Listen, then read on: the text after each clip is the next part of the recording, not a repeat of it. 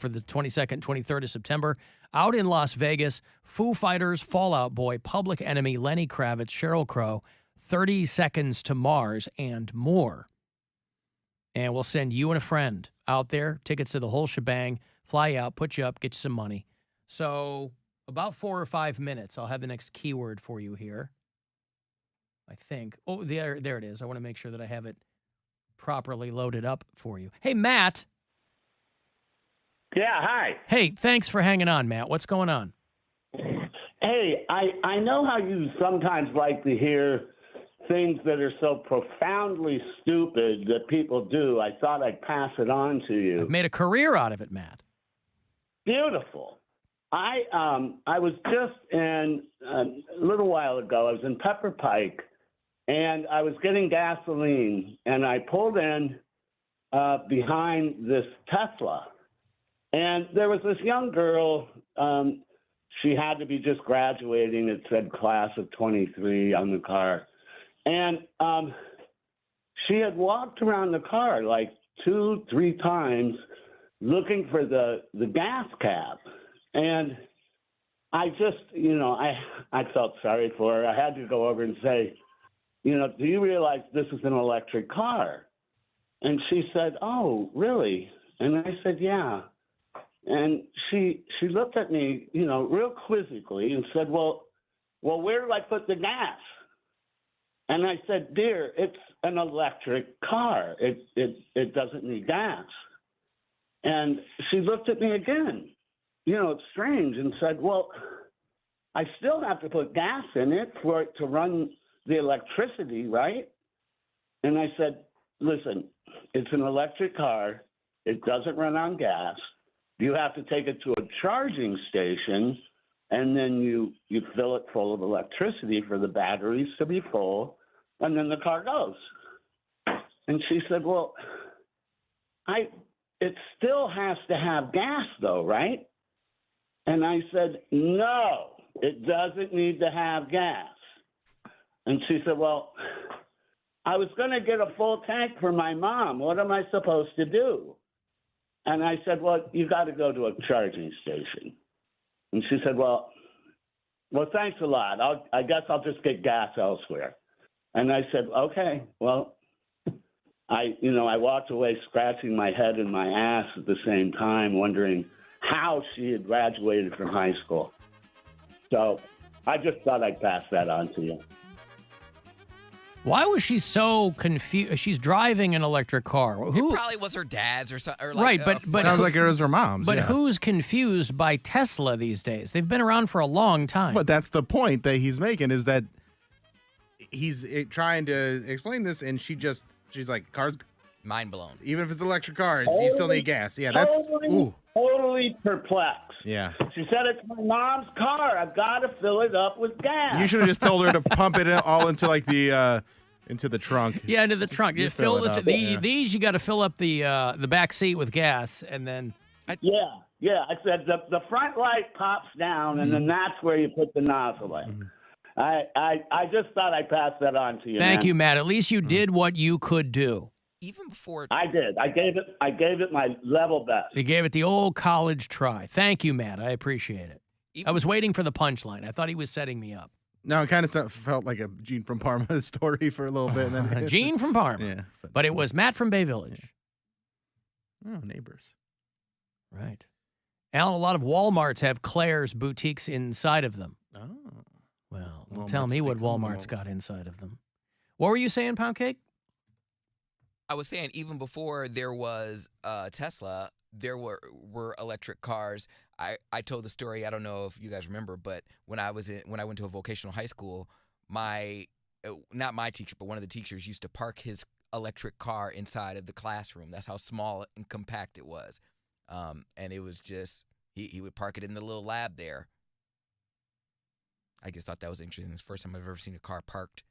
Like it looked like it was like the size of a golf cart, but he would drive it from work and park it in the classroom. Yeah, I mean, electric cars have been around since like the 19th century. So,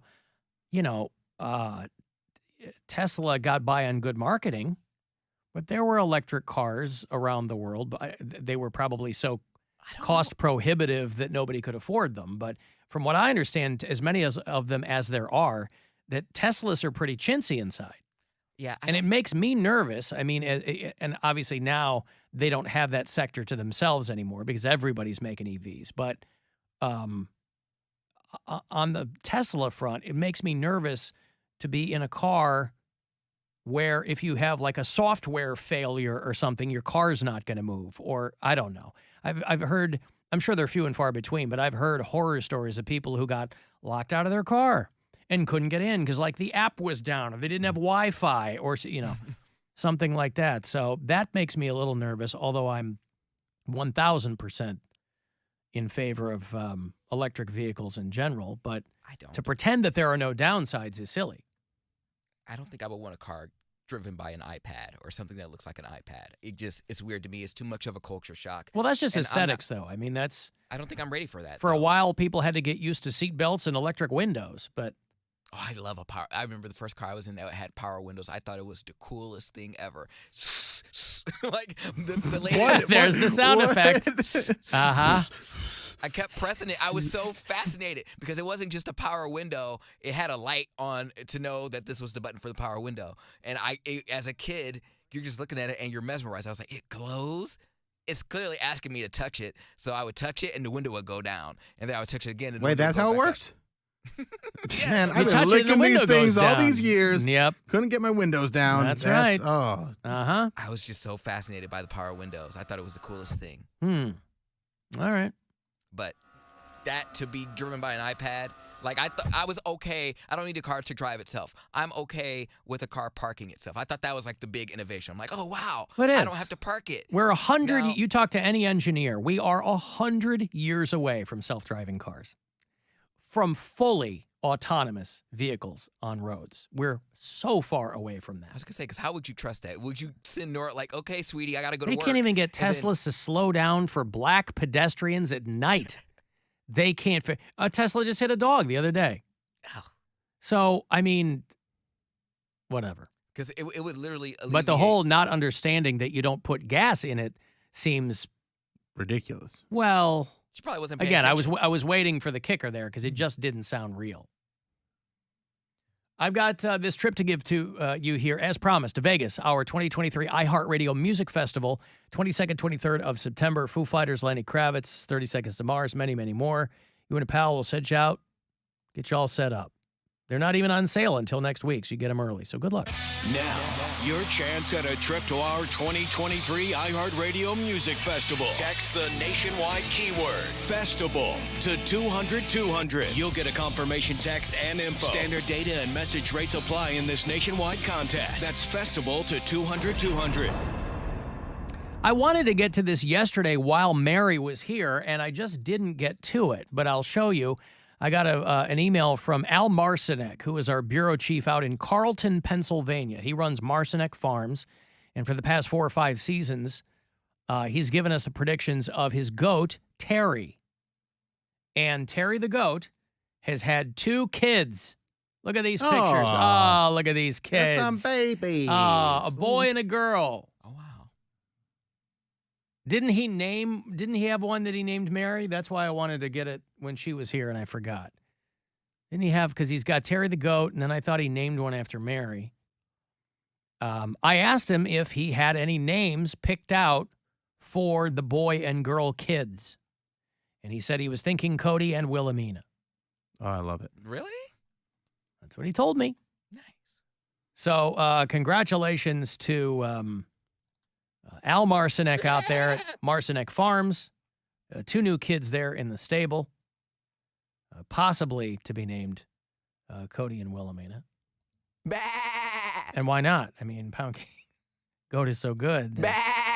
Yep. Ironically, that's Wilhelmina. Bah! So congratulations out there to Al Marcinek. You saw they're doing Hocus Pocus 3, Cody? Over it. I'm over it. God, all right. Yeah, I saw it. They milked it With just one sequel, they milked it? because it was like the anticipation for the sequel was almost better than actually seeing it. It was just like waiting. I don't know. I don't know what I Exhale. expected. I think I anticipated it too much, and it just kind of let me down. And it was so woke, and they tried to like make it Woke? What? Well, I'm not necessarily woke, but they just tried to make it punny and for like the little kids. I'm like, You mean they try to make the little kids movie sequel for Disney? little kids? but it wasn't for kids though. It was the nostalgia that brought it back. Kids were okay with the original Hocus Pocus. So you think they should have made a gritty sequel for adults? Yes. They should have John Wickified Hocus Pocus. Because there are adult jokes in there. Like there were adult jokes in there talk about hang them on a hook and let me play with them. Like that kids as a kid I was like, "Oh yeah, hang them on a hook." But now I'm like, "Oh, she meant play with them." Is that what she meant? I wouldn't have got hang them on a hook and play with them. Cuz Sarah was a slut. She was the hoe sister. Huh. She put the hoe in Hocus Pocus. And that's what she meant. Yeah. Okay. Interesting. Oh, she did. She put the hoe in Hocus Pocus. Is Hocus Pocus, I just saw the headline, is Hocus Pocus 3 supposed to be the three of them again? I don't know. Another movie with Bette Midler and Kathy Najimy and Sarah Jessica Parker? I don't know, but Fancy sent me the promo, or not the promo, but like he just told me the news. And at first I thought it was like a troll, but I'm like, they're probably going to do it again. It wasn't. I don't know how much original content they actually have, but there wasn't so much of a movie there. Is what I'm like more aggravated about. There wasn't a storyline to Hocus Pocus 2.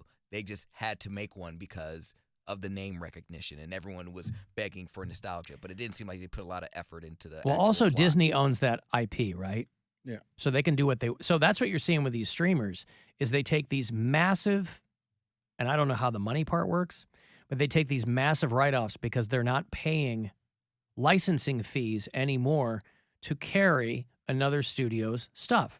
So you're seeing all of the streaming services slash their libraries because they go, we're only going to house our stuff. And what that means is they're going to take their intellectual property that they do own and they're going to beat the piss out of it.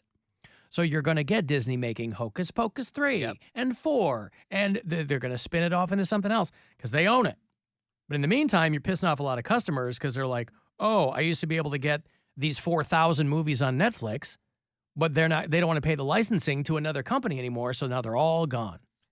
It was just like when I think the original first date at my apartment with my boyfriend, we watched Jeepers Creepers. We wanted to watch the original. I think the original was on Amazon. Yeah. And they had something on Netflix or like Hulu or something. And they had a Jeepers Creepers, but it was like Jeepers Creepers 5. I didn't even know there was a Jeepers Creepers 5. And there was no plot. There was It's a two Jeep, two creep, right? two Jeepers, two Creepers. Like, Yeah. it was just like they had the name Jeepers Creepers, and they're trying to make it like a franchise. So because they have that name, they can spin it off into whatever they want. And we were like, what are we even watching? Like, it wasn't. It went straight to TV. There was no. I don't think anyone saw this movie, and it was like the 5th iteration of the franchise. And I'm like, this has nothing to do with the Creeper or whatever they want to call it. It was just Jeepers Creepers theme. It was so stupid. And so if they're going to do stuff like that with Hocus Pocus, they're going to ruin that brand and ruin that name.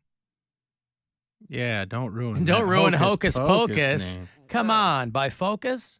I finally got a voicemail from Jenna where it wasn't her growling. She's a lot of her voicemails. They're just that. I see all these voicemails. I'm like, but she finally left one. It's time for Sweet Nothings with Jenna from Poland. If I was a queer man, da-da-dee-dee-dee-dee-dee-dee-dee-dee-dee-dum, I'd be the smartest person in the world if I was a queer man.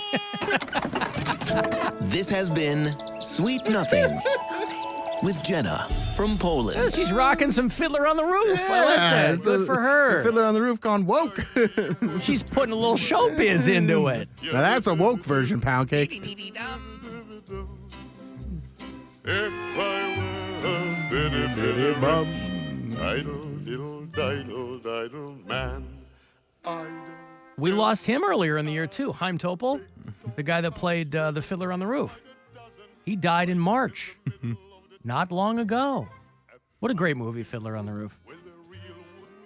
I like the song. I don't think I've seen it since I was a kid, and we watched it in music class or something. Sure. But Tevye. this song always stuck with me.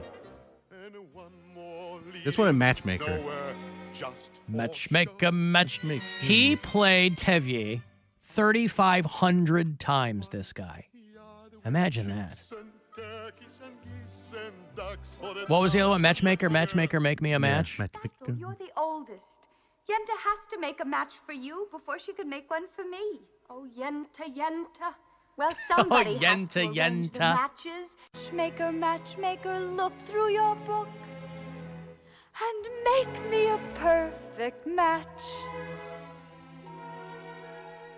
Matchmaker, I'll bring the veil. That's Rosalind Harris. She was the actress that played Settle, the oldest daughter. Match me a match. I guess she replaced, early on in Fiddler on the Roof, it was an early Bette Midler role. So this lady replaced Bette Midler in the early Fiddler on the Roof production. All right, anyway, now that we have added Jenna's rendition to the canon there of Fiddler on the Roof, I don't think we'll ever hear it the same way again. But there you go. Thank you, Jenna. I've got to take a break. If you want to send a text, 35192 to do that. AlanCoxShow.com for everything else. The Alan Cox Show on 100.